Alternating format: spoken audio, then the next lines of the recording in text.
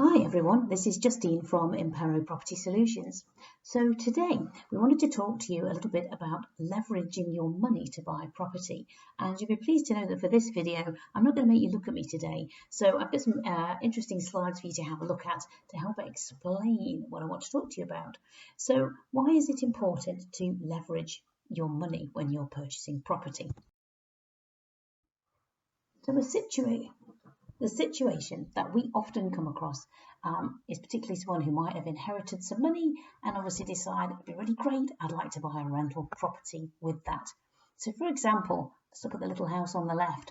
You've inherited 100,000. Lucky, I know. And with that, certainly in the areas that we concentrate on, the Midlands and the North, you can get a great rental property for 100,000. So you've got that money, that's fantastic. You're a cash buyer, you buy yourself a property. Now, obviously, what you hope is that the market will rise. And as we know with property prices, they do rise. If we consider the original facts, if you go right back to the Second World War, house prices double every 10 years, some areas more so than that, but on average, we know that the property market goes up. So that's fantastic. You've got your rental property, you bought it as a cash buyer, easy peasy, we'll use easy examples. The house prices rise by 10%. So therefore, after a certain period of time, your house is now worth 110,000 and you've had some rental income out of it. And so that's brilliant. You have got £10,000 of equity growth. So you may well be happy with that. However, if you're serious about property and you really want to make the money work for you, how about thinking about things in a slightly different? So this time, what would happen if you did leverage your pounds to better effect?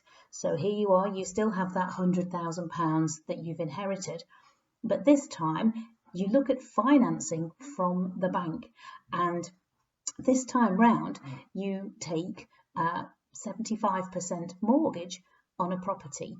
So for example, you have £100,000, but this time round you use it as 4 deposits of 25,000, which would enable you to buy 4 houses with a 75% mortgage.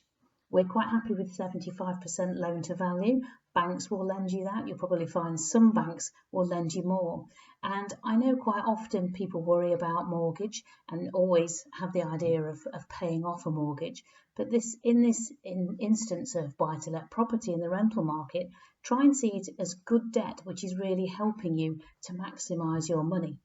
So in the same example as before, we look for that house price rise and the market's rising by 10%.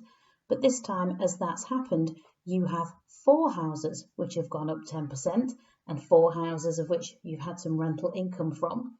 So you now have 4 houses that are worth now 110,000. So what this time round is you've got £40,000 of equity growth, not just the 10 you had before. So by leveraging your money in that way, you have got 4 times the equity growth. But what's really good about this is that an extra advantage is you look at it 75% loan to value financing option. So you can go back to the bank or you can refinance the properties at this point. And this time round, with that extra 10%, you have 82,500, which you can now borrow. So that's another £7,500 from each house. And if you look at that times 4 houses, that's £30,000 of equity, which you can release. So not only have you got the equity growth, there's an opportunity now to release equity of £30,000. In a way, there's 3 things you could do with that. You could use that 30,000 to pay off some of your original loan that you've got there, so you could pay off some of that loan. You could actually, if you still had a mortgage on your own house, you could pay off that. Or what a lot of people do is they use it to increase their portfolio.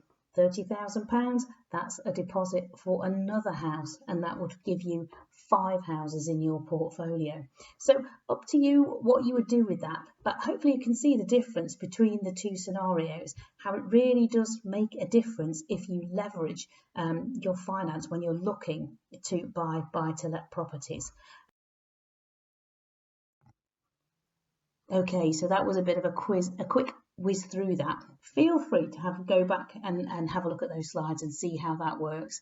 What I would recommend, if you'd like to understand that a little bit more, and not only that, find the right houses for your portfolio. We'll come on to in different videos just to show you that it's not always necessarily the easiest thing to do to find the right house, and there's a real balance between the right area and how much you're going to pay. Hey, why not? Give us a call today. Let us talk you through this in more detail. Please have a look at our website, which you can have a look at our own portfolio and the type of things that we invest in. We can really help you understand this. So give us a call and we look forward to talking to you. Thanks.